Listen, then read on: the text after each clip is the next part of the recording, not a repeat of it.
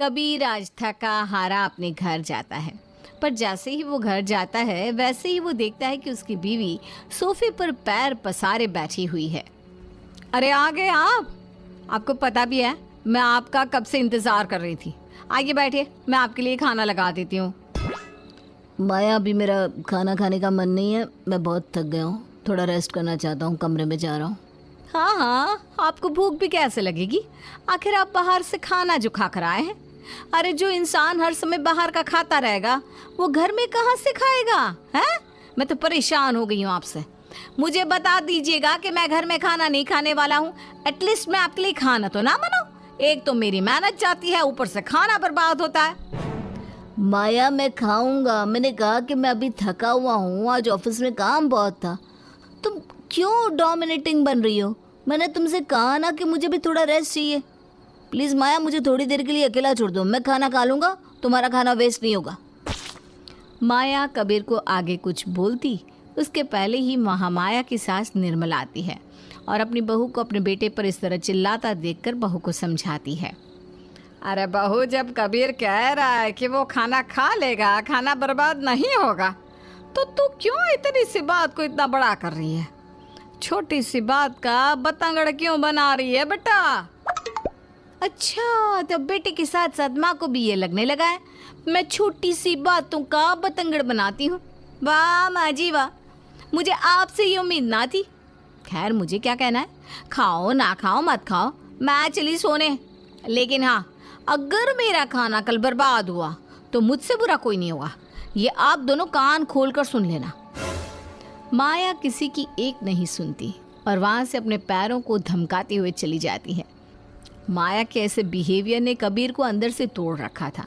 एक तो वो अपने ऑफिस में परेशान रहता था और घर आकर अपने बीवी के रोज़ के कलेश से वो और भी ज़्यादा परेशान हो जाता। लेकिन वो करता भी क्या? आखिर वो अपनी पत्नी से प्यार इतना करता था कि उसे अपनी पत्नी का ये बर्ताव सहना पड़ रहा था। वो थक हार कर हाथ मुंह धो लेता है और ना चाहते हुए भी खाना खाकर सोने के लिए चला जाता है।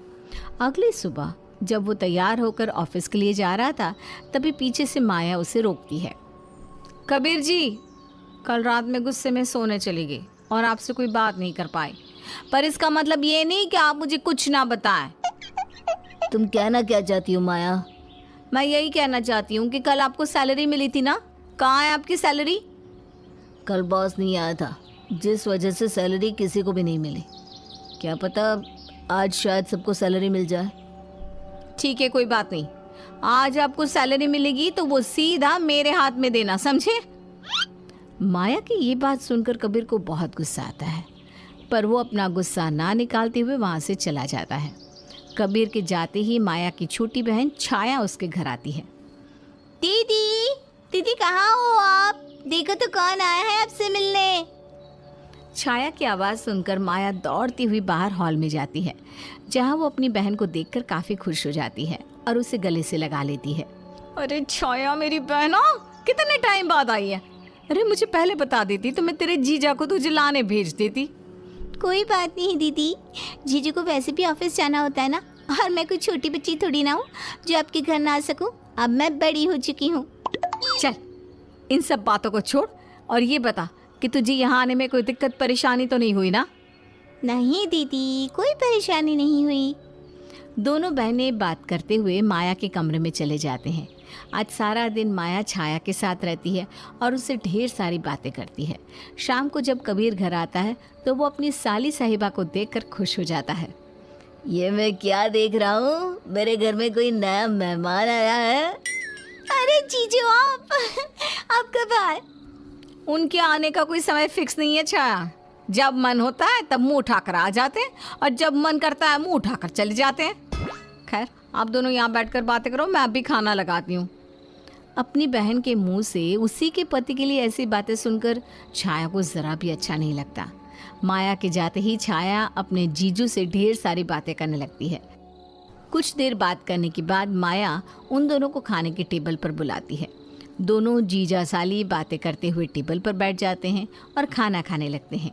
खाते हुए वो दोनों आपस में बात ही कर रहे थे, तभी बीच में माया कबीर से कहती है, कबीर जी, आज तो आपको सैलरी मिलने वाली थी ना? हैं? मिली कि नहीं? हाँ माया, मुझे सैलरी मिल गई है। मेरे बैग में पैसे रखे हुए हैं, जाओ जाकर ले लो। हाँ हाँ, आप लोग खाइए, मैं ज़रा हिसाब किताब करके आती हूँ।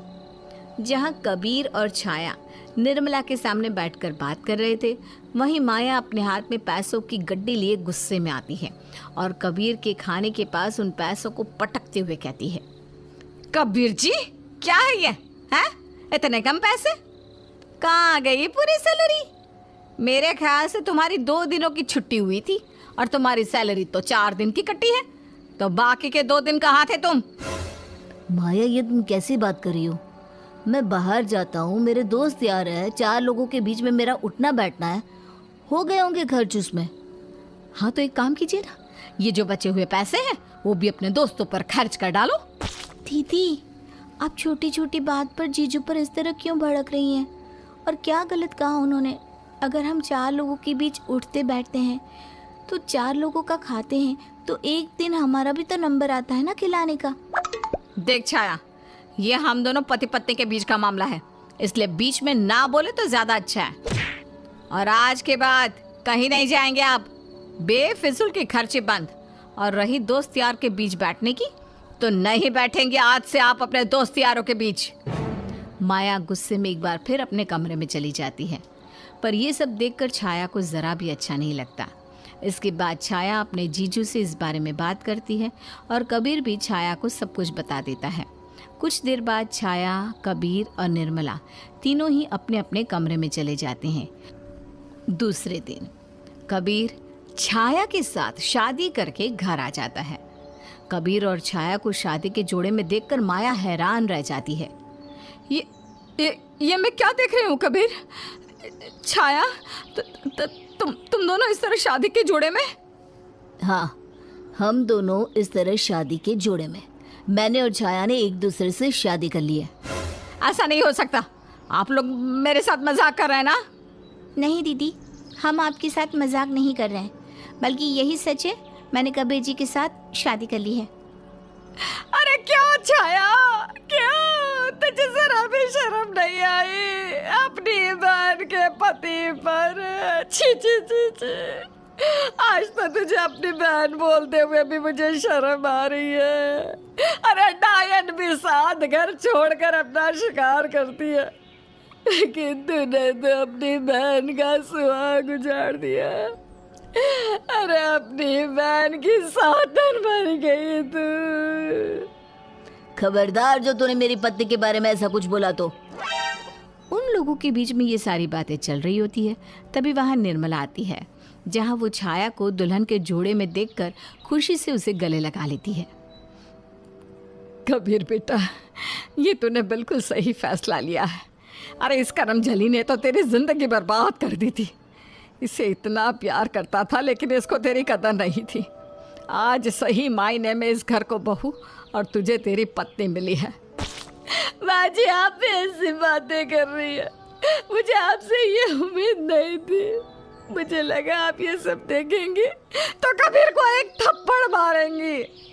सही कह रही है बहू तू, थप्पड़ तो मुझे तभी लगा देना चाहिए था कबीर को, जब वो तेरे जुल्मों को सह रहा था। अरे कैसी पत्नी है तू, जो अपने पति की फीलिंग्स को नहीं समझती। अरे उसके सुख दुख तकलीफ डर नहीं समझती। मेरा बेटा एक जिंदा लाश बन चुका था, और आज जब उसने तेरी छोटी बहन से शादी कर ली तो तुझे तेरा पति याद आ रहा है। निर्मला, कबीर और छाया की बात सुनकर माया को अब ये समझ में आ जाता है कि उसने अपने पति पर कितने अत्याचार किए। वो कितनी डोमिनेटिंग वाइफ बन चुकी थी, पर अब वो कुछ नहीं कर सकती थी, क्योंकि कबीर ने उसकी छोटी बहन को उसी की सौतन बना दिया था। ये देखकर वो अपने घुटने पर गिर जाती है और फूट फूट कर रोने लगती है। ये सब मेरी गलती है। मेरी गलती की वजह से आज मेरा पति मेरा नहीं रहा, मेरा ससुराल मेरा नहीं रहा, मेरी बहन मेरी नहीं रही। आज मैं अकेली पड़ गई। अब इस दुनिया में मेरे जीने का मकसद खत्म हो चुका है। माया जैसे ही उठती है, वैसे ही छाया अपनी बहन माया का हाथ पकड़कर उससे गले लगाती है और उसके आंसू पोंछती है। कहाँ जा रही हो दीदी आप? मेरा अब इस दुनिया में कोई नहीं रहा। मैं अब जी के क्या करूंगी? कैसी बात करिए माया तुम? अभी भी मैं तुम्हारा ही हूँ। तुम्हारी सास, तुम्हारी बहन, सिर्फ तुम्हारी ही तुम्हारे हैं। मैंने और छाया ने कोई शादी नहीं की। हम तुम्हें ये बताना चाह रहे थे कि तुम कितनी ओवर डोमिनेटिंग हो गई थी। तुम अपने पति के साथ साथ अपनी सास पर भी अत्याचार करने लग गई थी। और दीदी, हद तो तब हो गई जब आपने जीजू को मेरे सामने इतना भला बुरा कहा। मुझे ये सारी चीज़ें अच्छी नहीं लग रही थी और इसीलिए मैंने जीजू और निर्मला आंटी के साथ मिलकर ये छोटा सा प्लान बनाया। और देखो, ये प्लान सक्सेसफुल भी हो गया। अब आपको जीजू और अपने ससुराल की कदर हो चुकी है। दीदी, आपका पति और आपकी सास बहुत अच्छे हैं, उनकी कदर कीजिए। छाया की बात सुनकर माया की जान में जान आई और वो दौड़ती हुई अपने पति को गले लगा लेती है। कबीर जी, मुझे माफ़ कर दीजिए। मैं आज के बाद फिर कभी ऐसी गलती नहीं दोहराऊंगी। बस आप मुझे कभी छोड़कर मत जाना। माया को अब अपने पति और सास की कदर अच्छे से मालूम हो चुकी थी, इसलिए इसके बाद माया न तो कभी अपने पति के ऊपर अत्याचार करती है और ना ही अपनी सास को कभी उल्टा जवाब देती है।